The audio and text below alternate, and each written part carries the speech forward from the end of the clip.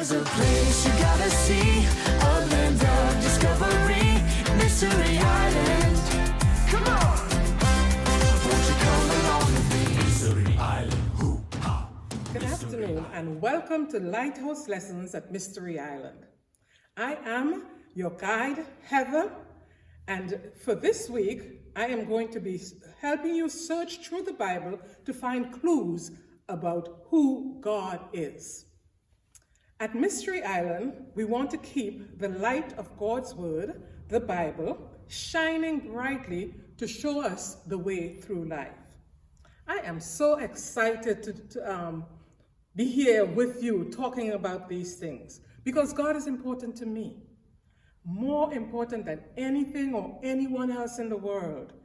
He is wonderful, and I want you kids to find that out too. Today, we're going to learn something about God that involves this number. Can you see this number? Do you know what this number is? Yes, it is the number 1. Look at our treasure map, and you will see the number 1. That's going to be our first stop this week on the treasure map. So what does the number 1 have to do with God? Let us go and look through our treasure chest, and we're going to find the most important treasure and see what how that can help us. So we'll go to our treasure chest, and we have all these things. The Bible. The Bible is the most important treasure in the world. And the Bible tells us there is only one God. Can you say that with me? There is only one God. Hold up your finger. How many gods? Only one God. Now, let's see where we can find this in our Bible. If we go to Acts chapter 17, and you see the Bible is big, and it has a lot of things in it about God. But today's story is being taken from Acts chapter 17.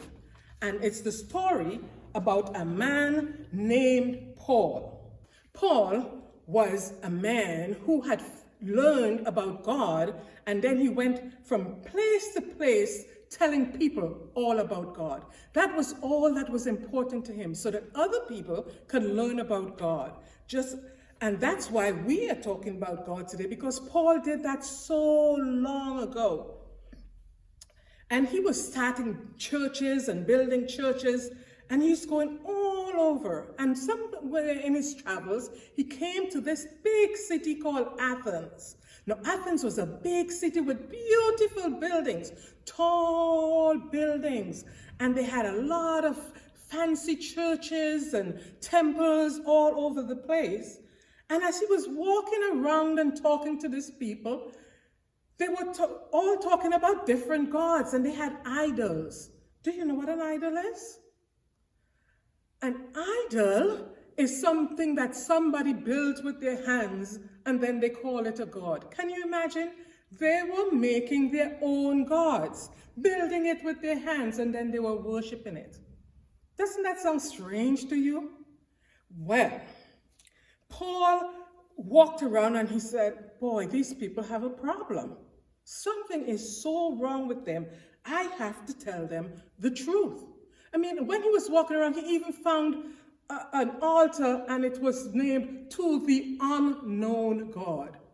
They didn't even know what they were worshiping or who they were worshiping, but they were trying their best, searching for something.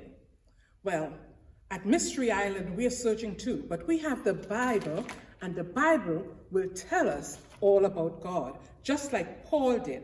So Paul went into the thing, and he started telling people about their gods. And one day, the men invited him out of the city to a quiet hillside to talk with them about God. So there is Paul, and he's at the hillside, and he's telling all of these men all about who God is. Because he told them, it's not an unknown God. There is only one God. He is the creator.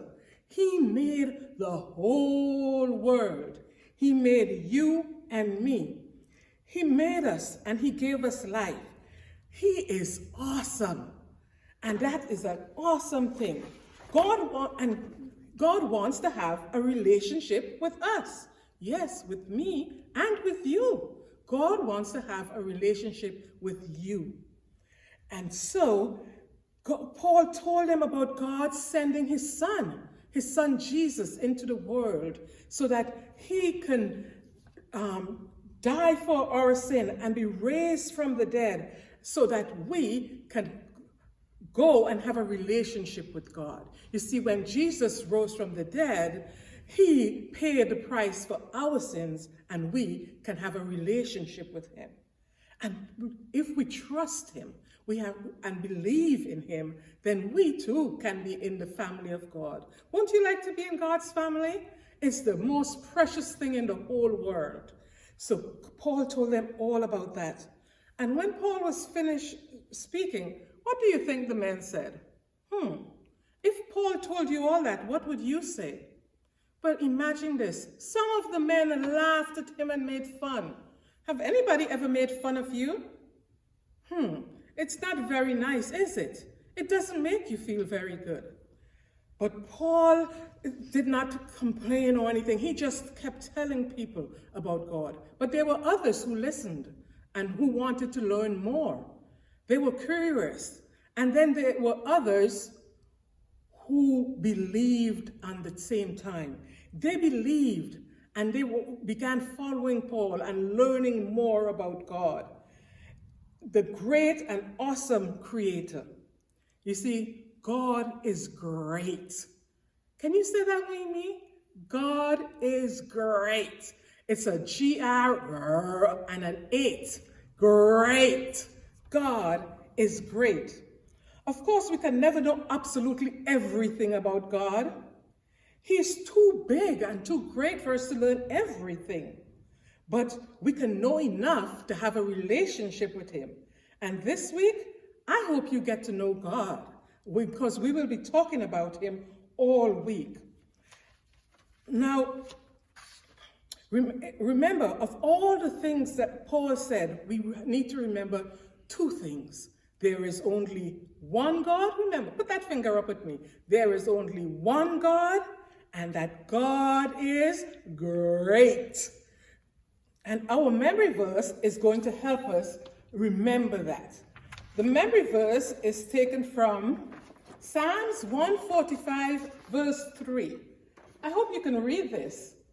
It says, "Great is the Lord and greatly to be praised." Come on, give me that great. Great is the Lord and greatly to be praised. Let us say it again. Let us say it together. Can you say it? I'm going to say 1, 2, 3. Great is the Lord and greatly to be praised. Psalms 145, verse 3. And I hope you would remember this verse. Write it down or get your mom to write it down for you and say it again all evening today. Great is the Lord and greatly to be praised. Because we have to praise our awesome God. There's a little chorus we could sing, and I can't sing very well, but it went, hallelujah, hallelujah, hallelujah, hallelujah, praise ye the Lord. Hallelujah, hallelujah, hallelujah, hallelujah, praise ye the Lord. Because we praise him. Great is the Lord and greatly to be praised. Well, that's it for today, Islanders. We'll see you tomorrow at Lighthouse, where you will learn more about our great God, the one true God. I will extol you, my God and King, and bless your name forever and ever. Great is the Lord, and greatly to be praised, and his greatness is unsearchable.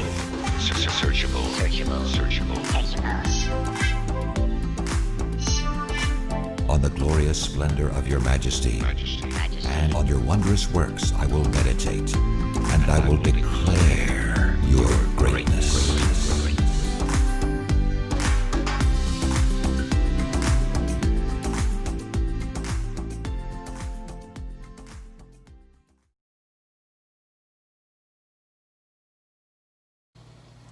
Hi everyone, welcome to Mystery Island Crafts.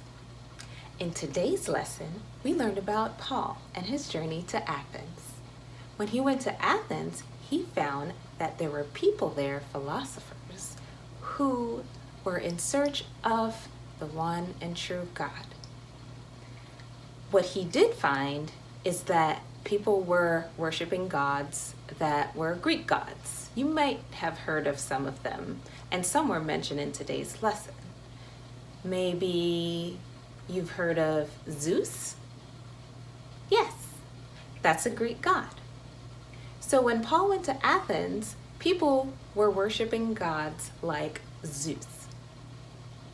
Paul knew who the one and true God was. So he told all the people about the one and true God. The Lord, our God, the God that we serve, he is the one and true God. So today, to remember our lesson, we are going to make binoculars to remind us that people are in search of the one true God. Let's get started on our craft. All right, everyone. Here are all of the materials that we will need to complete our binoculars. 2 paper towel rolls, something to decorate them with. I have markers, but you can choose to use crayons or paint or even stickers if you have. Whatever you choose, you would just decorate the outside of your paper towel rolls or toilet paper rolls with that. We will also need string, about 24 inches in length, scissors, and tape. The first thing that we are going to do is decorate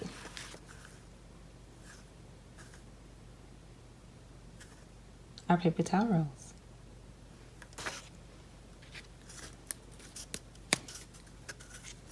I'm going to use markers. So you can choose to do whatever you want to do. I'm going to make some zigzag lines all the way around, connecting them.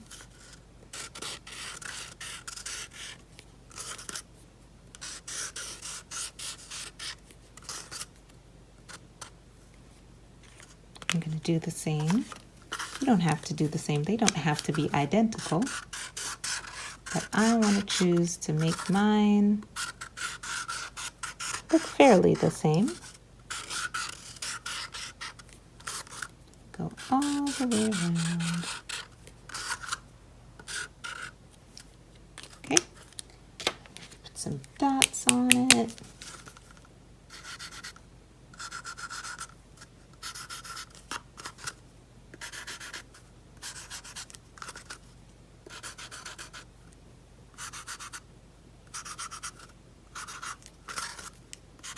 All the way until both of them are complete.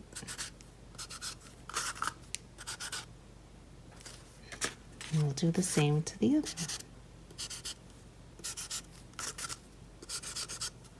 Like I said, you can do whatever you choose to do. For me, I'm using markers, but you could use crayons. You can use paint if you have, stickers,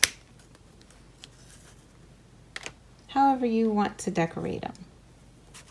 So after you have your 2 halves, what you're going to do is glue them together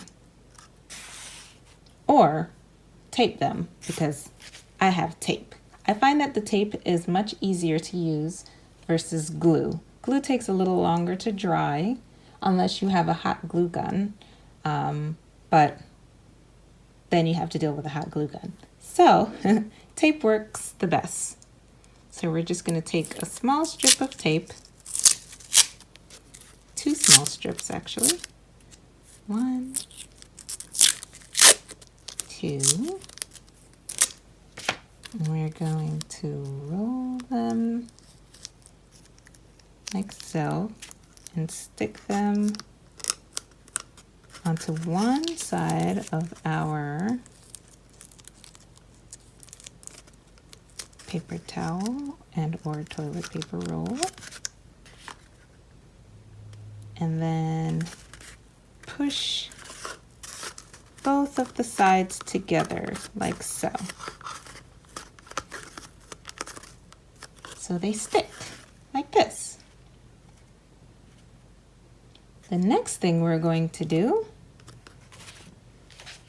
is, with our string, we are going to feed one side through,